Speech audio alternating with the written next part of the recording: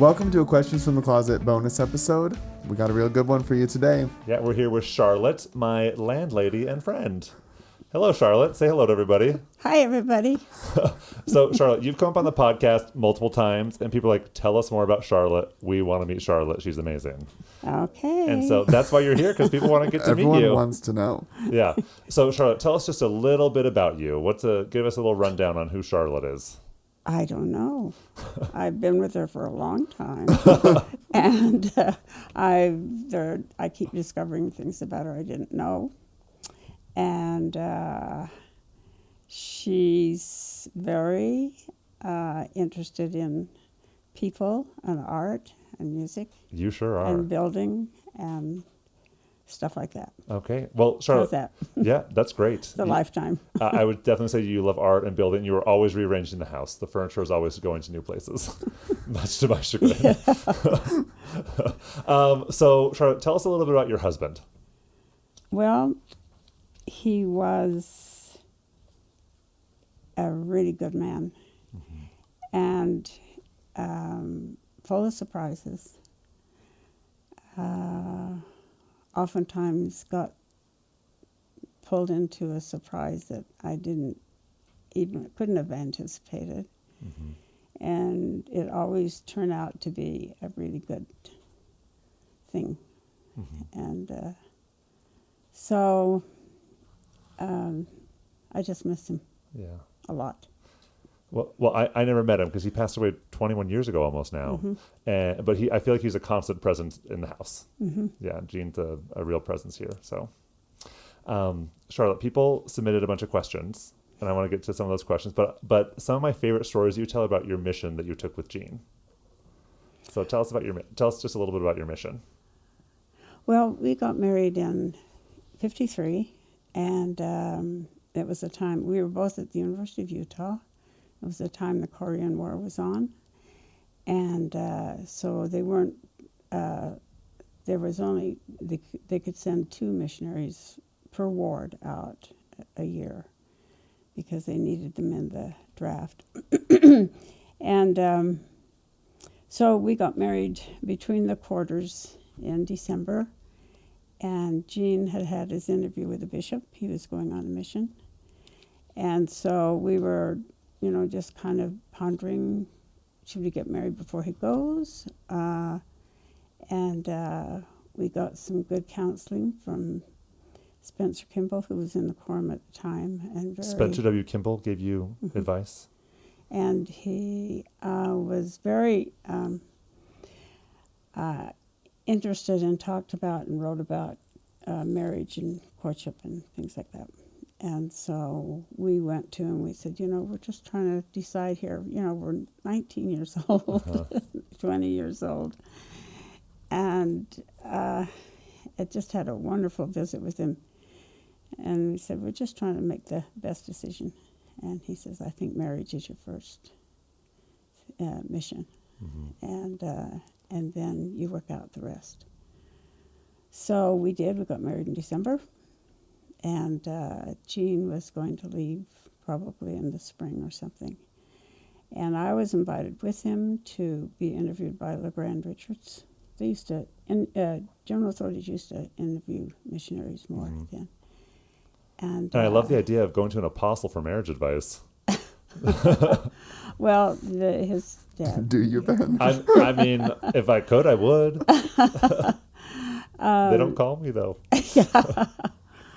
But, and that was just a delightful interview. He was just so friendly and so warm.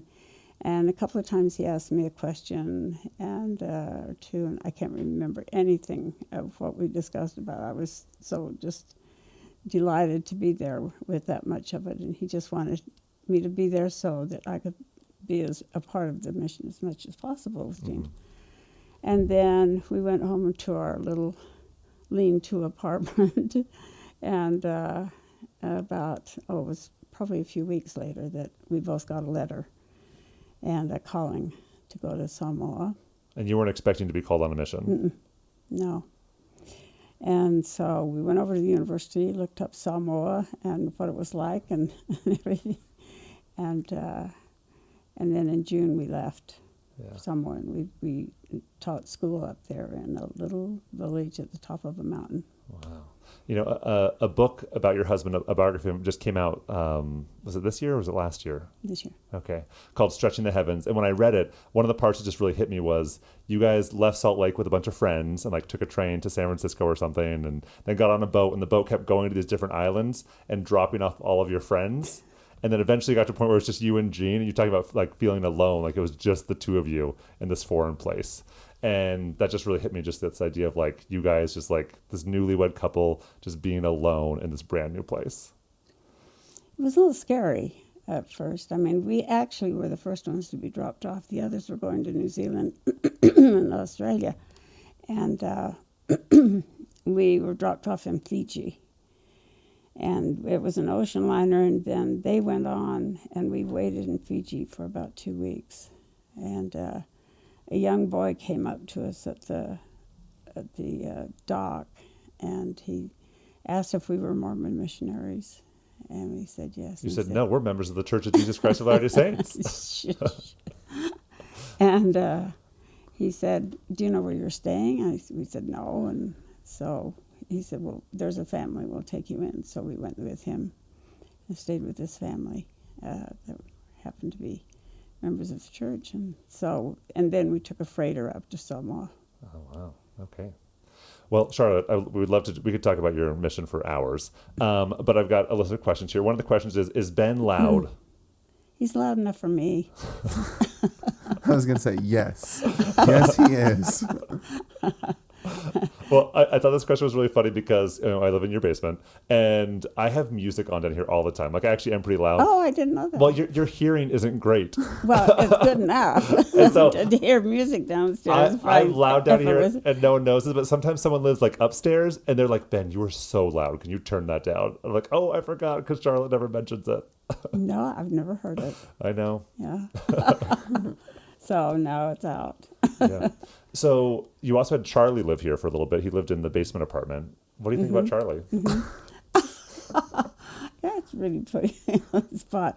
Well, Charlie's just a charmer, and There you have it. really nice and good to talk to, and just easy to get along with. Well, thank you. Yes. Those are all true things. Yeah. Another question that got asked was, what is your favorite recipe? Well, it depends on if you're cooking or building. A recipe for building. Tell us about that. Well, I've always, as a child, I just loved putting things together. Uh-huh. And I tried making a pencil box one time because I wanted one, didn't have any money for it. So that was a flop. But and an ice skating rink in the backyard, that was a flop. That didn't work either. Yeah, I've done several flops of things like that. But I love making bread, and I haven't made it for a long time because my daughters have kind of picked up the pandemic sourdough bread thing, and so I'm going to start doing that again. That's one of my favorites. Ice cream is one. You make really good ice cream. Yeah. And you used to have an ice cream shop downtown called Charlotte's Ice Cream. Uh-huh. Yeah, that was years ago, but It's a long time ago. I think I know what your favorite recipe is, though. It's ginger chicken, right? Oh, yeah, I do that. You make that all That's the time. standard. It's delicious. It is standard. Yes, you'll get it tonight. It's very good. I love it. I think that's great. Someone wanted to know how you became someone who loves LGBTQ people. Well, probably, it's interesting. On our mission, we were in this village, and, these are follies with thatched roofs and poles and things, so we could see all that was going on in the circle of the follies where we were teaching. And a folly is a house. Yes. And the kids came from different villages up to this school, and they had a whole bunch of, maybe there were 50 kids, maybe. And the girls were in one house, one folly, and the boys were in another folly.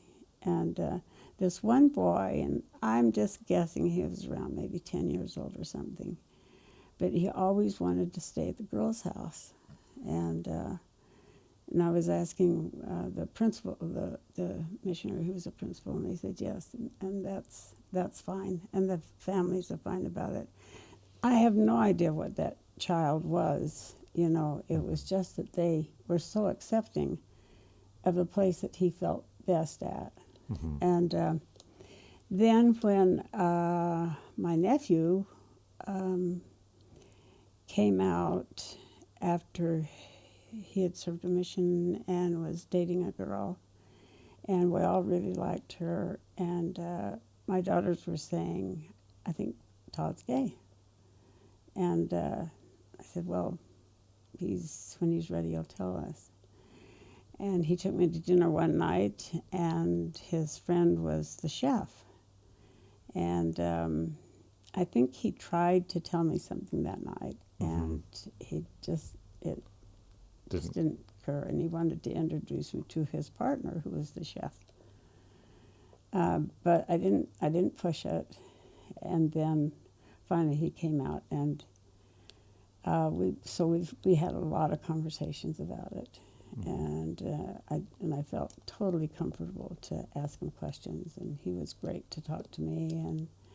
And it was kind of around the time that they were talking about civil marriages for gays, and I said, and some people were really put off by marriage. Why couldn't they just call it a civil union? And he said, because it's marriage, and that's what they wanted to be. Mm-hmm. So he helped me through all of that, and he was with, and then when he and his partner settled into the house that they're in now, and I just adore him. And he's so generous with me anyway, and it's kind of spoiled me a lot in some ways. And but that really helped. And then some of our family members, grandchildren, came out, and I just watched the agony of that. One was in high school when an older man was pursuing him, which was totally wrong. Oh my goodness! And it was just frightening to his parents and to me. And I just thought, this just isn't right. And so just watching that process and how he had to gradually, adapt to all of the stuff that was going on at a time that wasn't that acceptable. So it just became a part of my family. And then gradually, more people. I remember when Tom Christopherson brought you up to dinner at the cabin. Mm-hmm. That was like a year before I moved in. Yeah. And and of course I loved Tom, and he was just a darling, and they were just people, I just thought, what's the big deal?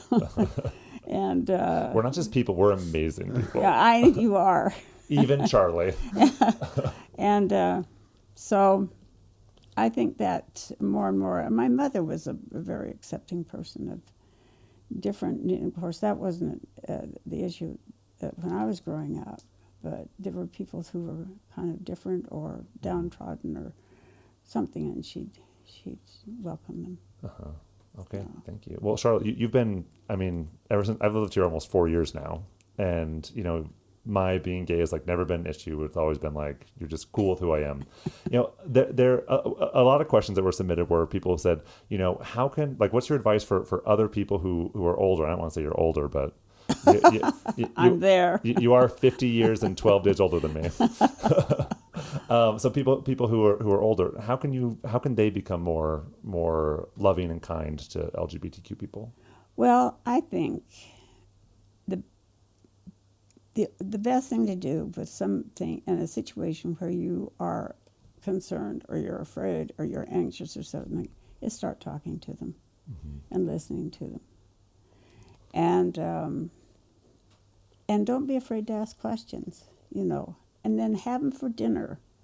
Have them, just come in with a group of friends. Make them ginger chicken. And that's always It's a a tapioca pudding. softener. But don't shy away just because, and don't make assumptions about them when it isn't necessary and it isn't true. And so it's just getting acquainted with the unknown and take a step, take a risk, and then go with it. Yeah, love that. And you'll just find some really great, wonderful people. We are pretty cool. Yeah. You're very confident. Do you want to ask some of the No, questions? go Charlotte? for it. No, do you want to ask some of the questions? No, I'm just happy to be here.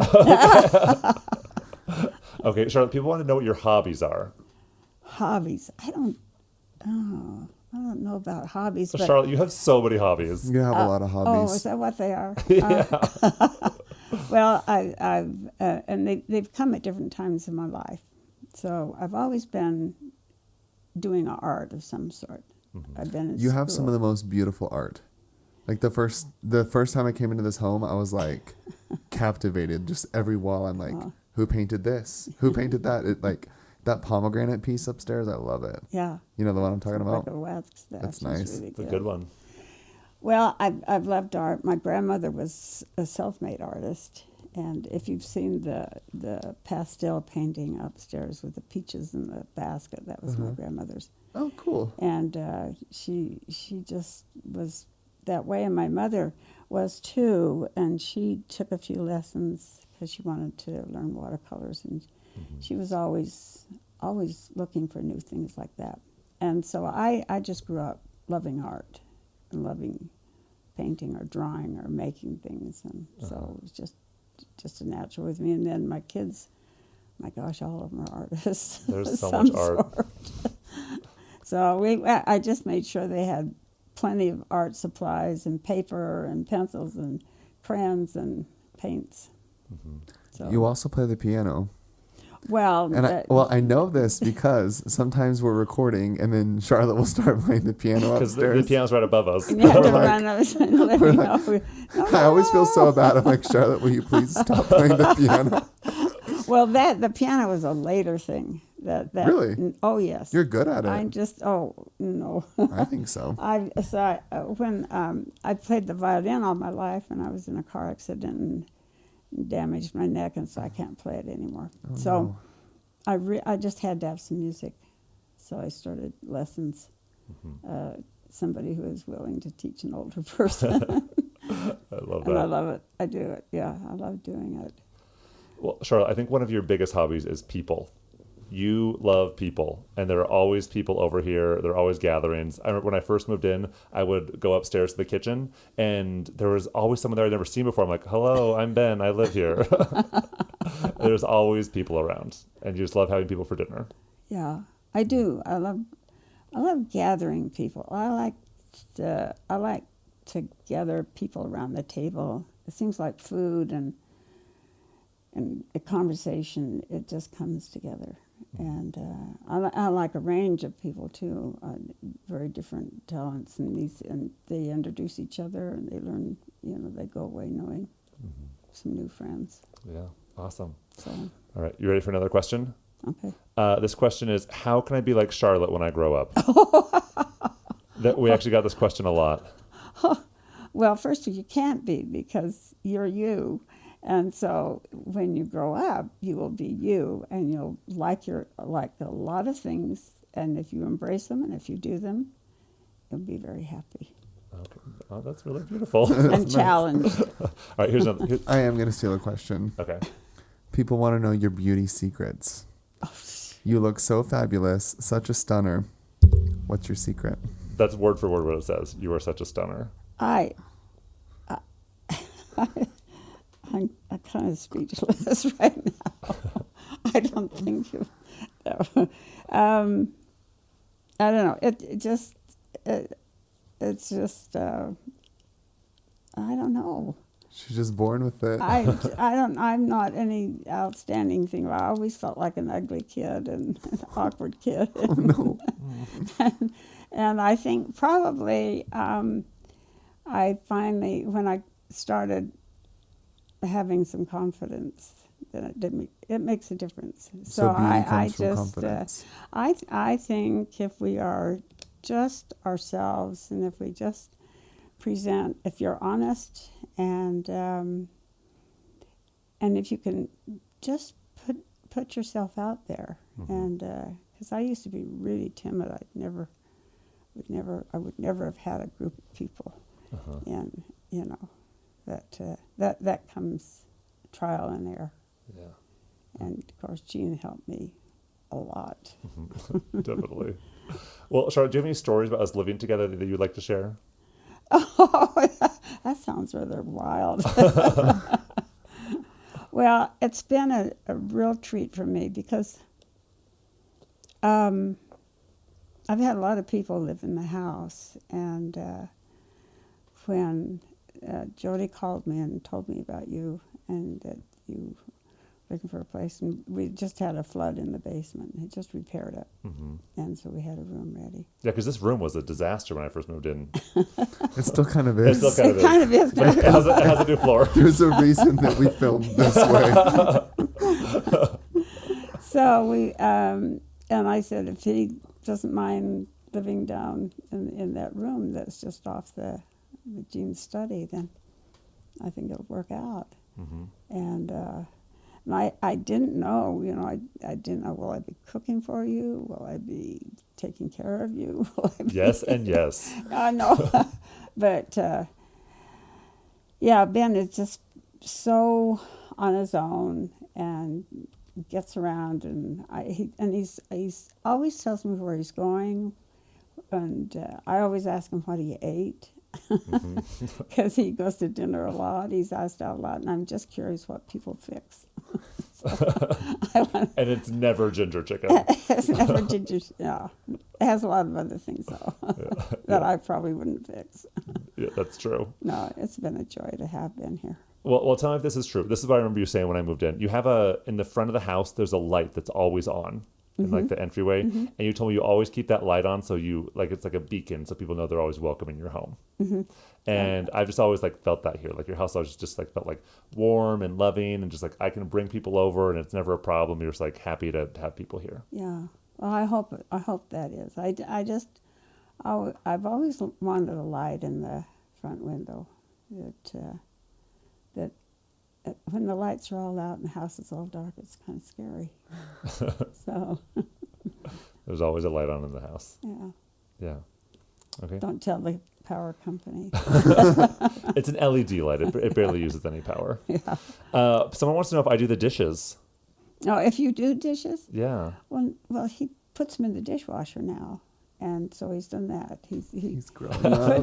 He put it in the sink because I think he didn't know what to do. He was just, do I wash them? Because when you move into someone's house, like it's their space, you don't know what the routine is. And I think I asked you, like, so what's the dish routine here? And you're like, there's no routine. I'm like, I don't know what to do with this.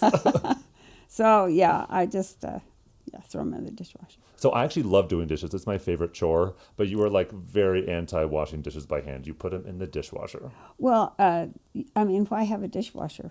If it's not going to clean, if it's not going to clean the dishes, I don't want a dishwasher. Yeah. See, I grew up in a house with no dishwasher, so I'm just like, eat my cereal, wash my dish, done. But you're like, no, Ben, don't wash the dish, put it in the dishwasher.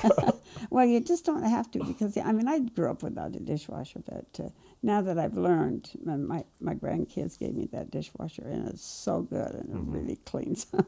Yeah. So why wash? I don't. There are other things I'd rather do. So do I do the dishes? The answer, I guess, is kind of. I'm going to steal another question. If you could meet anyone, who would you want to meet? Well, because I have so many really good friends and my dear family and things, I'd like to have Michelle and Barack Obama from my house at dinner. We'll send the call out. Why would you choose them?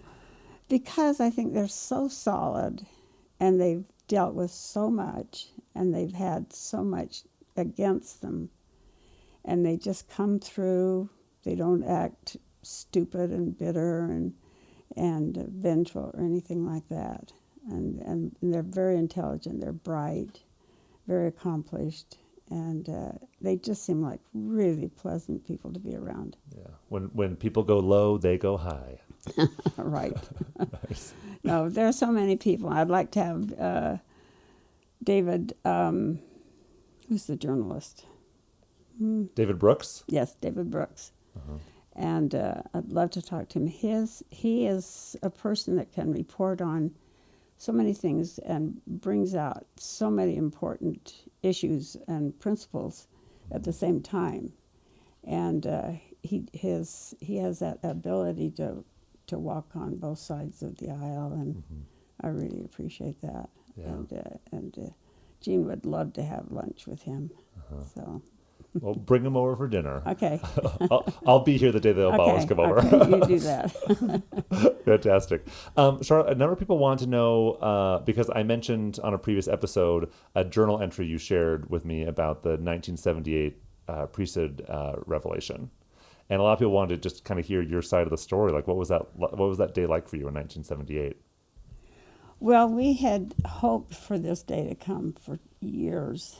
And we were students of Lowell Binion, as many of our group was at the Institute. And He taught at the Institute at the U?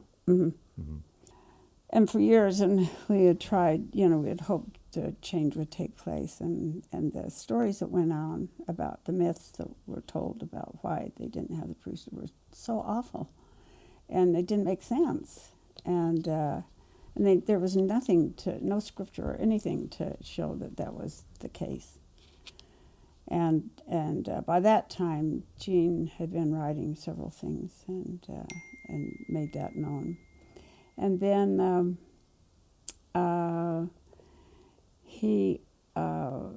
we were building the house, and we were really actually building the house. And I was over packing where we were living temporarily, and the news came on.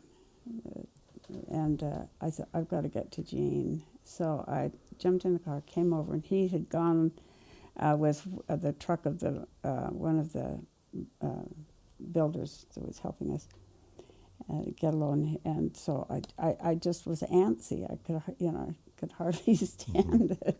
And he finally drove up, and I went up to him, and I tried to be very calm about this. And he was still sitting in the driver's seat, and I said, what would be the best news you can imagine right now?